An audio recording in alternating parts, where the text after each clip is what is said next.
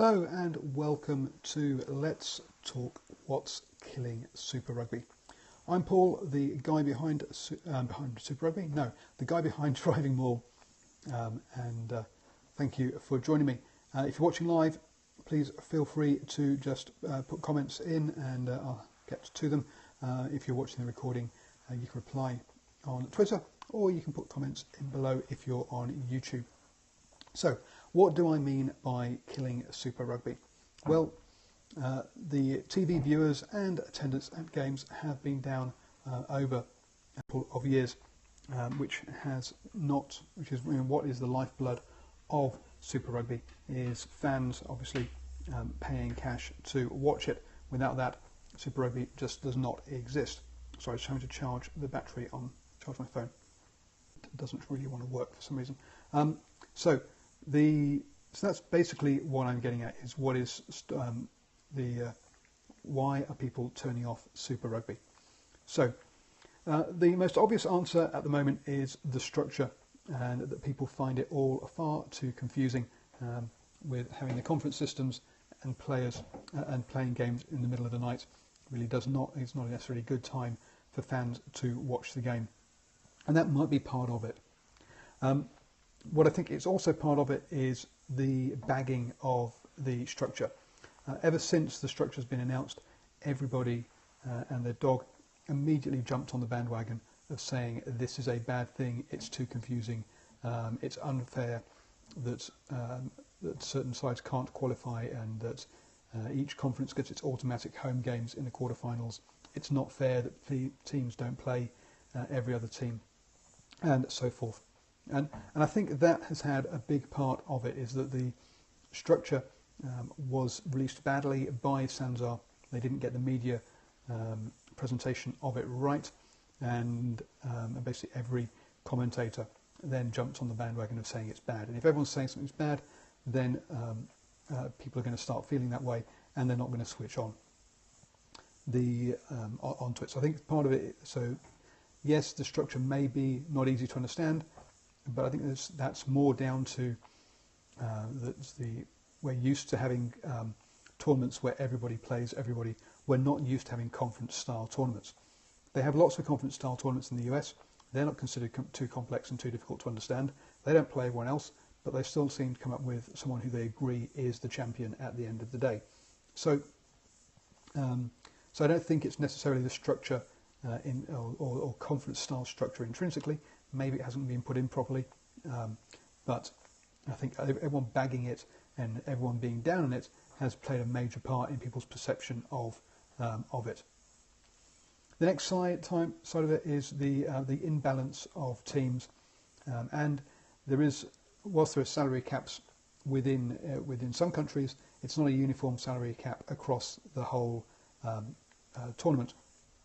So at the moment, essentially, there are probably 5, maybe 6 teams that can win Super Rugby: the New Zealand Conference and the Lions, and that's pretty much it.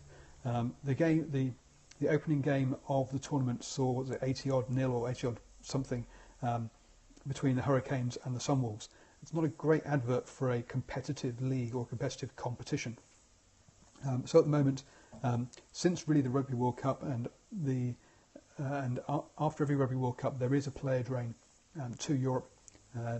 The South Africa and Australia in particular don't seem to have been able to restock their talent from that drain.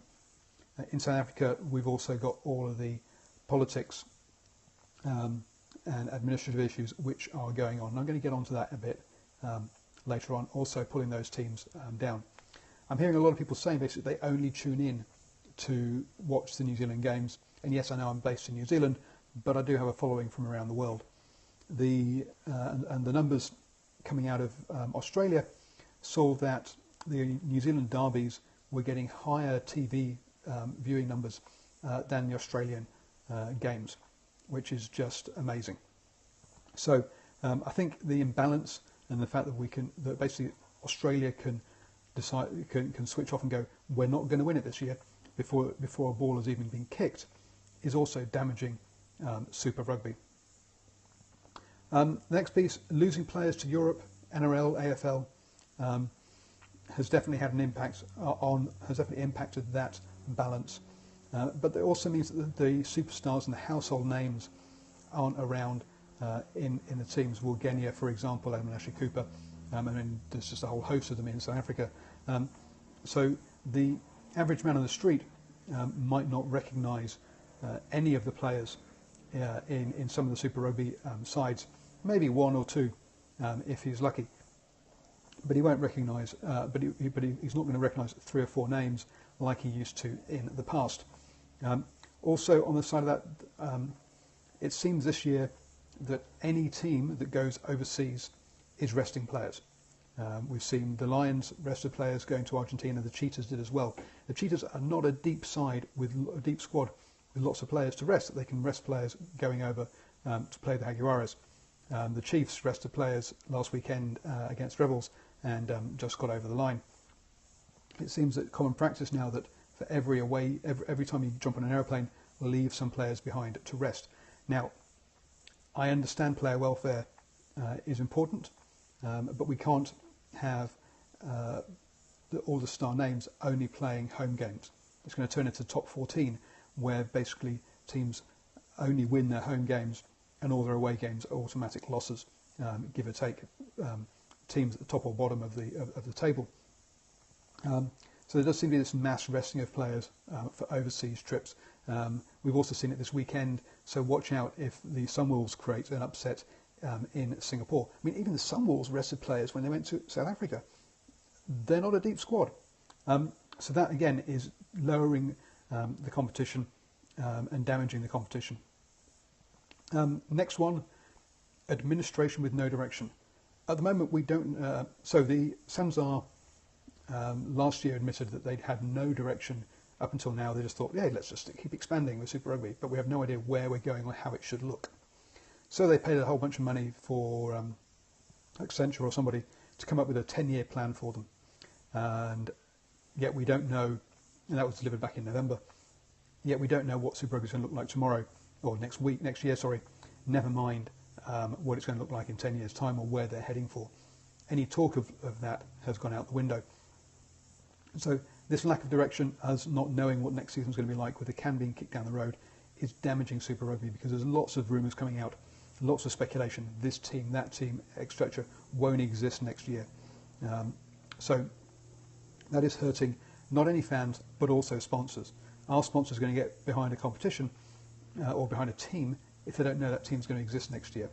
Are they going to put all the media effort into promoting it as well? It's not just down to the teams and the TV channels to promote this. There are a whole bunch of other people that promote it as well. So the lack of direction, the lack of administration, and I think a lot of that has been driven out of South Africa, where they have some serious problems, political problems around how around running their organisation. Finally, do the Super Rugby teams do a good job of talking to their fans or communicating to their fans and also to the media?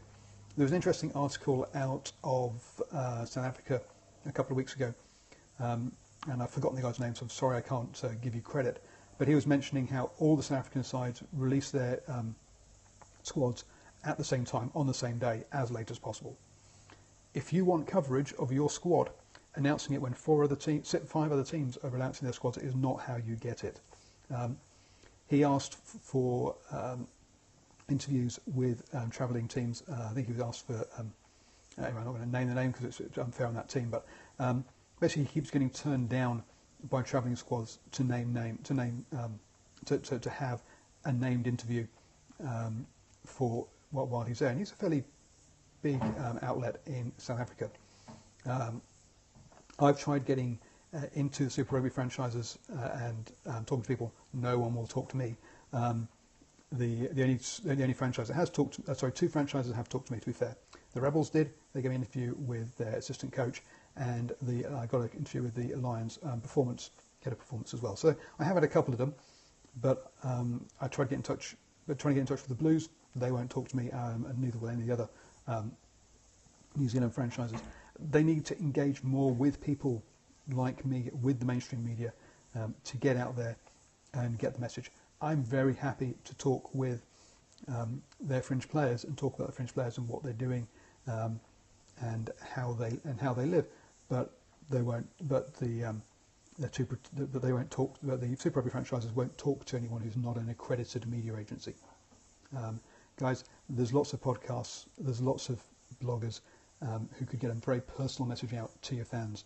So I don't think the Sanzar and the Super Rugby sides are doing a very good job of promoting themselves either. So lots of damning stuff across there.